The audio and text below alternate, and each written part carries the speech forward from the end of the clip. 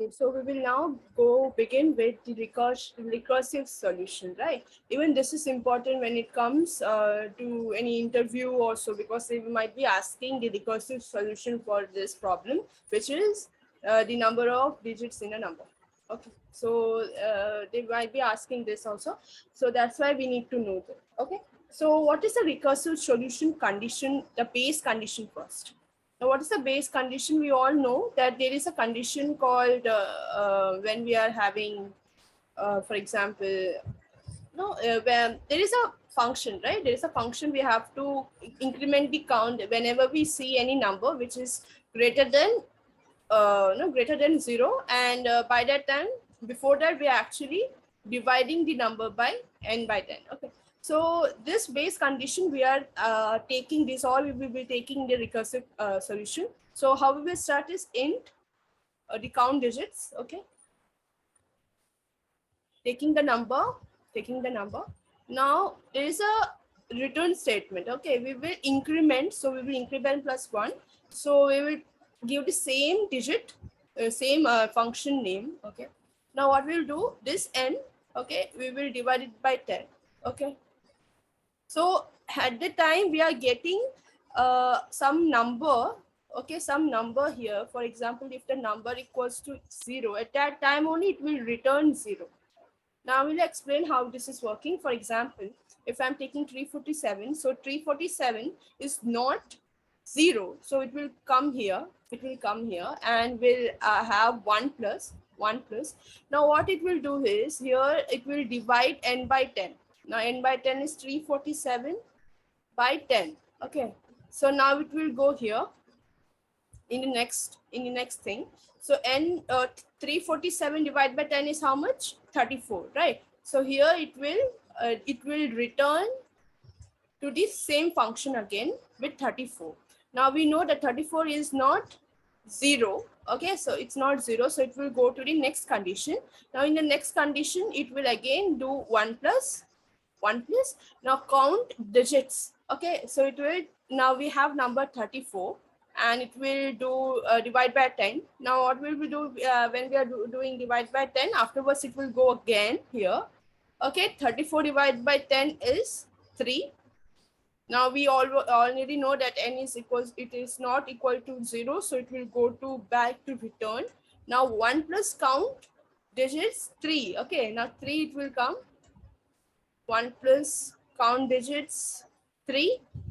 It will again go up, but we have to divide it by 10, right? So now the number will be 0. Now this 0 will be taken here into consideration. If n equals 0, then return 0. Now here in this function, particular function, it will come 0. Okay, 1 plus 0 equals to 1. So when I'm returning, right, so I will give 1 here. So this is again 1. So 1 plus 1 equals to 2. So while I am returning here now, so the answer would be 2.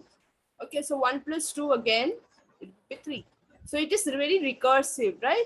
This is the function call itself. This is the function call. I will explain it again if it is looking a little messy right here. Now, for example, if I'm taking the same number, now in this number, let for suppose I'm taking the red pen. Now, for example, there is count digits, right? And now I will write this as CD because there is some space constraint here.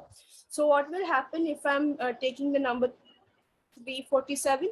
Now 347 has a number, it will go inside the function, then it will check whether it is 0 or not. It is not 0, so it will go to the next statement, right? The next statement is 1 plus.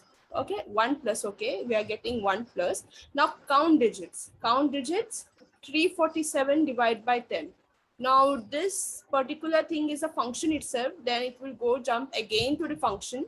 Now the function will have 34 because we already divided by 10, right? It will go for 34. Now 34 is not 0, so it will go again to the next statement, which is again 1 plus count digits 34 by 10. Now what is count digits 34 by 10? Okay, it's 3.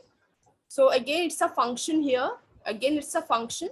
So what we will do is we will go again with the function. We will check whether n is equals to 0 or not. It is not 0, 3 is not 0. So we will go again into the next statement, which is 1 plus count digits.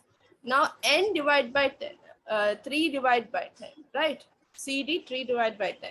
Now 3 divided by 10 again is a function. CD is a function. So it will go and it will divide 3 divided by 10, but it's 0 now. It is 0. So what will happen is 0, we will check, yeah, it's 0. So it will return 0 in this function. So in this function, it will be 0.